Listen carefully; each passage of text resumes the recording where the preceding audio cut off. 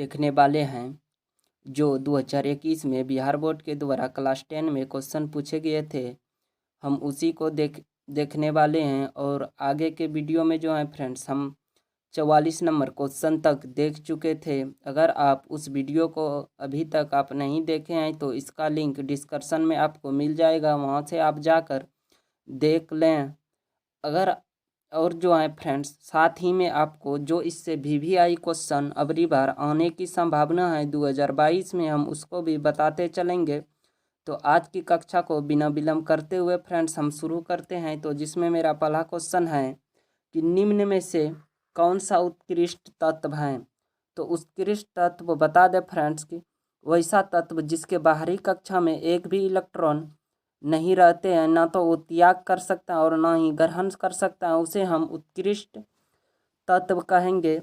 जैसे हम आर्गन को तोड़ते हैं फ्रेंड्स तो 2,8,8 तो इसके बाहरी कक्षा में जो है फ्रेंड्स तो एक भी इलेक्ट्रॉन नहीं बचते हैं, इसीलिए जो है फ्रेंड्स ये अक्रिय या उत्कृष्ट गैस के श्रेणी में आते हैं। तो इसका ऑप्शन नंबर सी जो है फ्रेंड्स सही हो जाएगा। अगर आपसे पूछेगा कि ऐसा कौन सा वह धातु है जो कमरे के ताप पर द्रव अवस्था में पाया जाता है, तो आपको ब्रोमीन उत्तर देना है।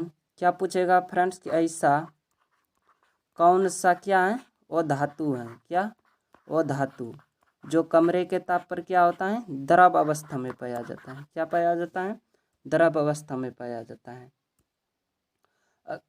तो जो कमरे के ताप पर जो है फ्रेंड्स जो द्रव अवस्था में पाया जाता है वह धातु वह क्या है, ब्रोमीन। अगर आपसे यह भी क्वेश्चन पूछ ले घेंघा किसके कमी से होता है, घेंघा रोग किसके कमी से होता है, तो आपको क्या मारना है, आयोडीन।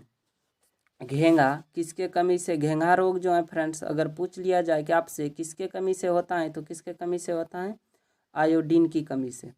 फिर मेरा अगला क्वेश्चन है कि ताम्र एवं टीन के मिश्र धातु को कहते हैं, तो इसको हम कहते हैं कांसा। क्या कहते हैं, कांसा। ताम्र एवं टीन के मिश्र धातु को हम क्या कहते हैं, कांसा। फिर मेरा 47 नंबर क्वेश्चन है, फिर मेरा जो है फ्रेंड्स 47 नंबर क्वेश्चन है कि प्लास्टर ऑफ पेरिस का रासायनिक सूत्र क्या होता है। तो इसका रासायनिक सूत्र जो होता है फ्रेंड्स तो CuSO4 इंटू हाफ H2O होता है। प्लास्टर ऑफ पेरिस का रासायनिक सूत्र क्या होता है, तो CaSO4 इंटू हाफ H2O होता है। और ये जो है फ्रेंड्स CaSO4 इंटू H2O ये होता है जिप्सम का। किसका होता है फ्रेंड्स, तो जिप्सम का। किसका, जिप्सम का। और ई किसका होता है, तो नीला थोथा का, नीला थोथा का। अगर आपसे पूछ लिया जाए कि नीला थोथा का रासायनिक सूत्र क्या होता है, तो क्या बोलेंगे, CaSO4 इंटू 5H2O। क्या बोलेंगे नीला थोथा का सूत्र, CaSO4 इंटू 5H2O। फिर मेरा अगला क्वेश्चन है कि अम्ल और क्षार आपस में अभिक्रिया कर बनाते हैं। तो आपको बता दें फ्रेंड्स कि जब अम्ल और क्षार की अभिक्रिया होता है तो उसमें जल और लवण बनते हैं। तो यहाँ पर जल ऑप्शन में नहीं दिया गया है, तो हम क्या मारेंगे, लवण। तो जैसे आप मान लें फ्रेंड कि HCl की अभिक्रिया किससे कराएंगे, क्षार से, KOH से, तो ये क्या बन के निकल जाएगा, KCl2 निकल के बन जाएगा। और जो है फ्रेंड्स यहाँ पर क्या बचेगा, H2O बनेगा। और तो इससे क्या बनता है, लवण और जल। तो आपको पूछा जाएगा कि अम्ल और क्षार आपस में अभिक्रिया कर बनाते हैं, तो क्या बनाते हैं, लवण और जल। फिर मेरा अगला क्वेश्चन है 49 नंबर की बुझा हुआ चूना का रासायनिक सूत्र क्या होता है।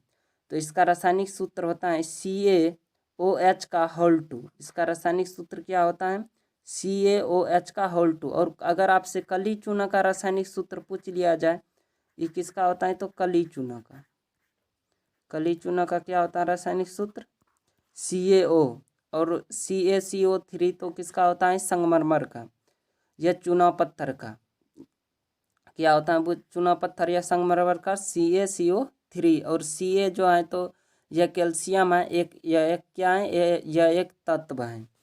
फिर मेरा 50 नंबर क्वेश्चन है, निम्न में कौन सा भस्म नहीं है। तो हम बता दें आपको कि जिसमें ऑक्सीजन का ऑक्साइड जुटा रहता है, जिसमें ऑक्सीजन जुटा रहता है वह भस्म होता है, और जिसमें ऑक्सीजन नहीं जुटा रहता है क्या होता है, लवण। तो ये जो है क्या है, NaCl लवण है या अम्ल है। तो ये जो है आपका इसमें क्या पूछ रहा है, निम्न में कौन सा भस्म नहीं, तो क्या हो जाएगा आंसर NaCl। फिर 51 नंबर क्वेश्चन है, जस्ता का अयस्क है। तो जस्ता का प्रमुख अयस्क जो है जिंक ब्लेंड है। अगर एल्युमिनियम का अयस्क पूछता तो बॉक्साइड होता। अगर पारा का अयस्क पूछता तो क्या होता, सिनेबार। पारा का अयस्क क्या होता, सिनेबार। फिर पूछ रहा है कि सिलिकॉन है एक, तो सिलिकॉन एक जो है उपधातु है, क्योंकि ये जो है इसके बाहरी कक्षा में तोड़ने पर इसको जो है इसके बाहरी कक्षा में 4 इलेक्ट्रॉन रहते हैं, ना तो यह इलेक्ट्रॉन का त्याग कर सकता है और न ही इलेक्ट्रॉन को यह ग्रहण कर सकता है। इसलिए ये क्या होते हैं, उपधातु। जिसके बाहरी कक्षा में 4 इलेक्ट्रॉन होते हैं वो क्या होता है, तो उपधातु। और वह धातु जो है हमेशा इलेक्ट्रॉन का क्या करते हैं, तो ग्रहण करते हैं। याद रखना है, वह धातु जो है क्या करता है, इलेक्ट्रॉन का हमेशा ग्रहण करता है, और धातु जो होता है इलेक्ट्रॉन का हमेशा क्या करता है, त्याग। क्या करता है, त्याग। और मिश्र धातु जो होता है तो यह दो धातुओं के मिश्रण से, यह दो या दो से अधिक धातुओं से मिश्रण से बने धातु को हम क्या कहते हैं, मिश्र धातु। फिर मेरा अगला क्वेश्चन है, अल्कोहल में कौन सा तत्व उपस्थित रहता है। तो आपको बता दें कि अल्कोहल में जो है नाइट्रोजन उपस्थित रहता है। क्या उपस्थित रहता है, अल्कोहल में नाइट्रोजन उपस्थित रहता है। फिर मेरा 54 नंबर क्वेश्चन है कि मिथेनोइक अम्ल का सामान्य नाम क्या है। तो मिथेनोइक अम्ल का सूत्र जो होता है CH3OH। CH3OH इसका जो है आयुपेसी या तो इसको भी जो है फॉर्मिक अम्ल भी बोला जाता है। CH3OH को क्या बोला जाता है, फॉर्मिक अम्ल या तो मिथेनोइक अम्ल। फिर मेरा अगला क्वेश्चन है कि स्वपोषी पोषण के लिए आवश्यक है। तो स्वपोषी पोषण के लिए जो आवश्यक है इसमें क्लोरोफिल की आवश्यकता पड़ता है, जो कि पत्तियों में पाया जाता है, और कार्बन डाइऑक्साइड तथा जल, जो कि पत्तियों के छिद्र द्वारा जो है पौधे कार्बन डाइऑक्साइड का ग्रहण करते हैं, और जल का जो अपने तने से ग्रहण करता है। फिर उसको भोजन बनाने के लिए सूर्य का प्रकाश का आवश्यकता पड़ता है। तो इनमें ऑप्शन नंबर डी जो है इनमें से सभी सही हो जाएगा। फिर मेरा अगला क्वेश्चन है 56 नंबर की मैग्नीशियम पाया जाता है। तो मैग्नीशियम जो है क्लोरोफिल में पाया जाता है। कहाँ पाया जाता है, क्लोरोफिल में। क्लोरोफिल में क्या पाया जाता है, अगर आपसे पूछ लिया जाए तो मैग्नीशियम। क्लोरोफिल में क्या पाया जाता है, तो मैग्नीशियम। तेलीय कागज होता है। फिर मेरा अगला क्वेश्चन है कि तेलीय कागज होता है तो यह होता है पारदर्शक। पारदर्शक वैसा पदार्थ होता है जो जिसके कुछ भाग से वस्तुओं को देख सकते हैं और कुछ भाग से वस्तुओं को नहीं देख सकते हैं, उसी को हम क्या बोलते हैं, पारदर्शक। और अपारदर्शक जो होता है इसमें किसी भी भाग से वस्तुओं को नहीं देख सकते हैं, यह एक ऐसा पदार्थ होता है। और परभाषक जो होता है इससे वस्तुओं को आर पार देखा जा सकता है। तो इसका सही आंसर क्या हो जाएगा, पारदर्शक। फिर मेरा अगला क्वेश्चन है, लेंस द्वारा उत्पन्न आवर्धन की एसआई इकाई क्या है। तो लेंस द्वारा जो उत्पन्न आवर्धन होता है वह मात्रक विहीन राशि होता है, इसका कोई मात्रक नहीं होता है। लेंस द्वारा उत्पन्न आवर्धन की एसआई मात्रक की इकाई क्या है, तो यह मात्रक विहीन राशि है, इसका कोई मात्रक नहीं होता है। आपको याद रखना, ये बहुत भी यही क्वेश्चन है। फिर 59 नंबर क्वेश्चन है कि प्रकाश की चाल विभिन्न माध्यमों में क्या होते हैं, भिन्न भिन्न होते हैं। जैसे पानी में प्रकाश की चाल अलग होती है, हवा में प्रकाश की चाल अलग होती है, कांच में प्रकाश की चाल अलग होती है। तो प्रकाश की चाल जो है विभिन्न विभिन्न माध्यमों में क्या होती है, भिन्न भिन्न होती है। फिर मेरा 60 नंबर क्वेश्चन है, वायु में प्रकाश की चाल निर्वात की अपेक्षा होती है। तो वायु में प्रकाश की चाल जो है निर्वात की अपेक्षा क्या होती है, कम। सबसे अधिक अगर पूछेगा प्रकाश की चाल किसमें होता है तो वह होता है वायु निर्वात में। अगर आपसे पूछेगा कि प्रकाश की चाल सबसे अधिक किसमें होता है तो निर्वात में। कितना होता है, 3 गुना 10⁸ मीटर पर सेकेंड।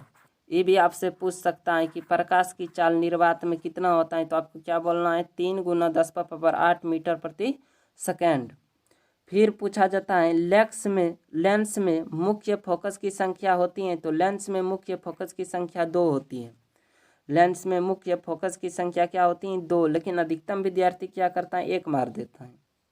तो ये जो आपको ध्यान में रखना है। फिर मेरा अगला क्वेश्चन है,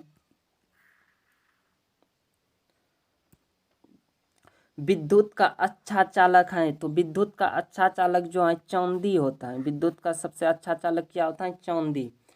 विद्युत लकड़ी से तो प्रवाहित होगा नहीं, प्लास्टिक से भी विद्युत नहीं प्रवाहित होगा, और कार्बन से कम विद्युत प्रवाहित होता है। और 63 नंबर क्वेश्चन है, सूक्ष्म सेल में ऋण इलेक्ट्रोड बना होता है।